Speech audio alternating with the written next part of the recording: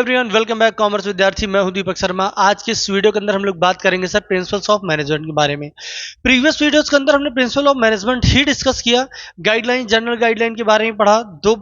दो साइंटिस्ट थे, उन्होंने बताया, एक हेनरी फ्यूल थे और एक थे एफ.डब्ल्यू. टेलर। दोनों ने अपने पॉइंट ऑफ व्यू के बारे में बताया और अपने सिद्धांतों के बारे में बताया।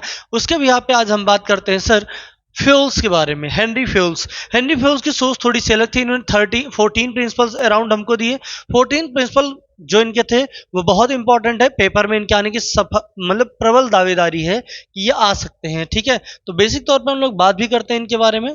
ठीक है, तो सबसे पहला काम इन्होंने बताया डिवीजन ऑफ वर्क। किसी भी काम को सिस्टमेटिक ऑर्डर में चलाना है तो उसका डिवीजन कर दो। डिवीजन ऑफ वर्क, काम को बांट दो।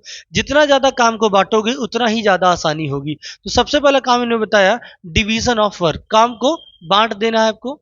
दूसरा बोला काम को बांटना ही इंपॉर्टेंट नहीं है, डिवीजन ऑफ वर्क के बाद आपको क्या करना है, अथॉरिटी एंड रिस्पॉन्सिबिलिटी। अथॉरिटी और रिस्पॉन्सिबिलिटी भी देना होगा। अथॉरिटी का मतलब होता है सर पावर। अगर किसी को जिम्मेदारी दे रहे हो तो उसको पावर भी ट्रांसफर करनी होगी। ऐसा नहीं है कि जैसे क्या हुआ कि आपको अथॉरिटी और रिस्पॉन्सिबिलिटी मैंने आपको दे दी लेकिन आपको कोई पावर ना दी जाए। ठीक है, आप कोई एक्शन नहीं ले सकते हैं। अगर करंट सिचुएशन के अकॉर्डिंग आपको पावर दी जाए, आप सिचुएशन को देखते हुए कुछ ना कुछ एक्शन ले सकें। ठीक है, तो इन्होंने बोला कि अथॉरिटी एंड रिस्पॉन्सिबिलिटी दीजिए, पावर दीजिए और जिम्मेदारी भी दीजिए। ऐसा ना हो कि सिर्फ अथॉरिटी दे दीजिए, रिस्पॉन्सिबिलिटी दे दीजिए, अथॉरिटी मत दीजिए। अथॉरिटी एंड रिस्पॉन्सिबिलिटी के साथ काम कराइए। ठीक। तीसरा इनका कहना था यूनिटी ऑफ डायरेक्शन। जितने भी इंप्लॉय हैं वो उनके बीच में यूनिटी होनी चाहिए। अगर यूनिटी है तो सेम डायरेक्शन में काम करेंगे, अदरवाइज काम नहीं करेंगे। ठीक है, यूनिटी ऑफ डायरेक्शन का मेन पर्पस क्या था कि आपको एक ही दिशा में काम करना, सबको मिलकर काम करना, एक ही दिशा में काम करेंगे। मतलब जिस हिसाब से बाबा भीमराव अंबेडकर ने दिखाई उंगली कि देश को इस तरफ चलना है, उसी तरीके यूनिटी ऑफ डायरेक्शन, एक तरफ ही चलना है। ठीक है, आगे बात करते हैं रेम्युनरेशन ऑफ एम्प्लॉइज। जो भी व्यक्ति आपके यहाँ काम कर रहा है उसको सही रेम्युनरेशन दीजिए, सही वेजेस दीजिए, सही सैलरी दीजिए। ठीक है, ऐसा ना हो कि वेजेस और सैलरी उसकी काम की अपेक्षा उसको कम मिल रही हो। कम मिलेगा तो वो काम आपके पास नहीं करेगा। तो ठीक है, fair remuneration and remuneration of employees. Employees को फेयर सैलरी या जो वेजेस मिलना चाहिए। स्केलर चेन को फॉलो करें। किसी भी चीज को बताना हो, समझाना हो तो एक चेन के थ्रू ही हो। ऐसा ना हो कि जैसे स्केलर चेन, जैसे बेसिक तौर पे क्या हो, ऐसा ना हो कि जैसे ये हमारी स्केलर चेन है। ठीक है, यहाँ पर ए है, बी है, सी है, डी है और ये, ठीक, ये हो जाएगा बी सी डी ई और ये हमारा एफ।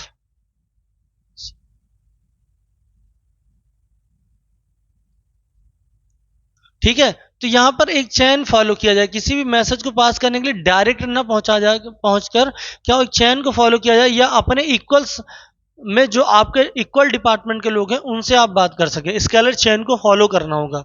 ठीक है, कुछ नियम और कानून बनाया जाएगा। ठीक है, अगले बात करते हैं सर डिसिप्लिन के बारे में। विदाउट डिसिप्लिन कोई भी सिस्टम आपका सिस्टमेटिक वे में रन नहीं कर सकता है। तो डिसिप्लिन मोस्ट इंपॉर्टेंट है। यूनिटी ऑफ डायरेक्शन जैसे वैसे यूनिटी ऑफ कमांड। एक टाइम पे एक व्यक्ति को एक ही व्यक्ति कमांड, जैसे ए है, बी है और सी है, तीन बॉस है, तो ऐसा ना हो डी को तीनों लोग मिलकर कमांड देना चालू करें। जब तीनों लोग मिलकर एक ही व्यक्ति को कमांड देंगे तो अपने आप उसकी दिशा क्या हो जाएगी, खराब हो जाएगी। ठीक है, तो यूनिटी ऑफ कमांड का बहुत इंपॉर्टेंट है। ठीक है, जो कमांड देने वाला हो वो कोई एक ही व्यक्ति होना चाहिए। ऐसा ना हो कि 10-20 लोग मिलकर उसको कमांड दे रहे हैं। ठीक है, सेंट्रलाइजेशन एंड डिसेंट्रलाइजेशन, सॉरी इससे पहले subordinate of individual and general state. जो आपका सबऑर्डिनेट है उसको बोलने का मौका दीजिए और उसके जनरल इंटरेस्ट को जानिए कि वो किस चीज में इंटरेस्टेड है। आपने एज अ स्वीपर हायर किया हुआ है लेकिन उसके पास अगर कैपेबिलिटी है कि वो इंटरेस्ट ले रहा है, वो आपके अकाउंट को मेंटेन कर सकता है, तो आप उसको एज अ अकाउंटेंट भी रख सकते हैं या कभी फ्यूचर में आप उसका यूज कर सकते हैं। ठीक। सेंट्रलाइजेशन एंड डिसेंट्रलाइजेशन, चीजों को सेंट्रलाइज करिए और डिसेंट्रलाइज करिए। सेंट्रलाइज करने की जरूरत क्या होती है, जब हम यूनिटी ऑफ एक्शन के बारे में बात करते हैं, यूनिटी ऑफ कमांड, हमको मिलकर एक साथ काम करना होगा, एकजुट रहना होगा। सेंट्रलाइज है और काम को जब बांट देते हैं वो डिसेंट्रलाइज कहलाता है। जब काम को आप डिस्ट्रीब्यूट कर देते हैं वो डिसेंट्रलाइज होता है। जैसे सेंट्रलाइज में भी क्या है, सेंट्रल में अपने पास कौन है, नरेंद्र मोदी जी है। ठीक है, और डिसेंट्रलाइज जैसे अपने पास क्या है, योगी आदित्यनाथ, ममता बनर्जी। ठीक है। तो इस तरीके के जो नीतीश कुमार ये सब क्या है, ये सब डिसेंट्रलाइज फॉर्म में है, ठीक है। लेकिन मोदी क्या है, सेंट्रलाइज फॉर्म में है, ठीक है। ठीक, स्केलर चेन को फॉलो करें। इक्विटी, सबको समान अधिकार देना होगा, किसी के साथ आप भेदभाव नहीं करेंगे। इक्वल, ठीक है, right, equal valuation, equal salary, equal remuneration, ठीक है, देना होगा। किसी के साथ जागती नहीं होनी चाहिए, किसी तरीके की जागती ना हो उनके साथ, ठीक है। उसके बाद इनिशिएटिव, आपको पहल करनी होगी, ठीक है। किसी भी चीज के लिए आपको ही पहल करना होगा, आपको स्वयं आगे आना होगा, इनिशिएटिव लेना होगा। बिना इनिशिएटिव लिए आप किसी भी चीज को पूरा नहीं कर पाएंगे, ठीक है। अगला है स्टेबिलिटी ऑफ पर्सनल, ठीक है, स्टेबिलिटी लानी होगी, ठीक है।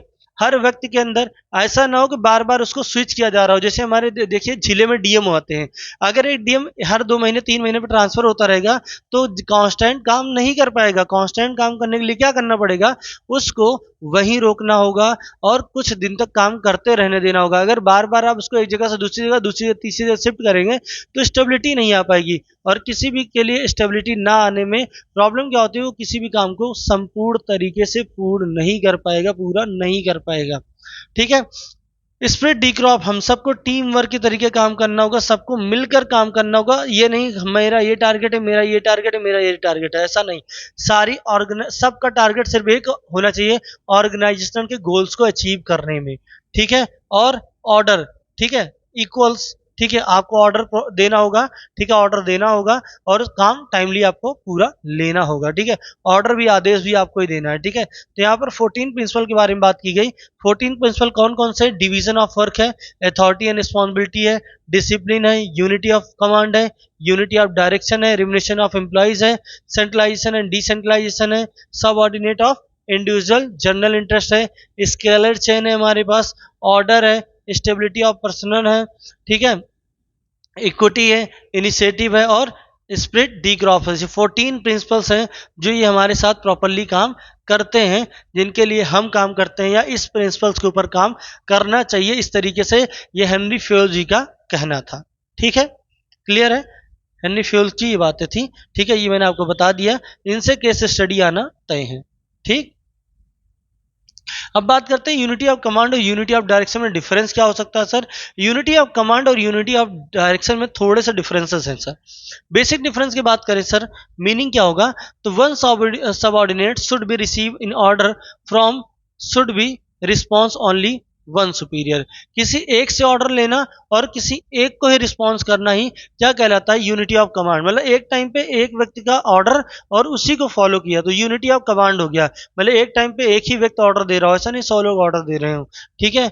यूनिटी ऑफ डायरेक्शन में क्या हो, each groups of activities having same object must be must have one head one plan. मतलब सभी व्यक्ति का एक उद्देश्य होना चाहिए, अपने कॉमन गोल को अचीव करना, ऑर्गेनाइजेशन के गोल को अचीव करना। एम क्या है, ठीक है, इट्स प्रिवेंट्स डुअल सबऑर्डिनेट, ठीक है। यहाँ पर क्या हो, जितने भी सबऑर्डिनेट हो उनको सिंगल टाइम पे, एक टाइम पे एक ही व्यक्ति कमांड दे। और यहाँ पर क्या है, ओवरलैपिंग ऑफ एक्टिविटी, ऐसा ना हो कि प्रिवेंट हो जाए, ओवरलैपिंग हो जाए एक्टिविटीज की, ठीक है। ठीक, सबको सेम डायरेक्शन में चलना है, ठीक।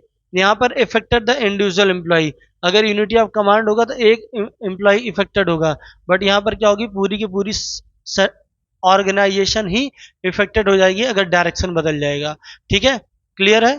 ठीक, ये हो गया हमारे कुछ, ठीक है, बेसिक तौर पे अगर हम देखा जाए तो ये हमारे क्या है सर, डिफरेंसेस हैं, कभी कभी पूछ ले जाते हैं, इसलिए इनके बारे में थोड़ी सी बात की गई है, ठीक है। ठीक, तो अब अगली वीडियो के अंदर बात करेंगे, यहाँ पर हमने बात की हेनरी फ्योल के बारे में, अगली वीडियो में बात करेंगे FW टेलर के बारे में, ठीक है। तब तक के लिए धन्यवाद।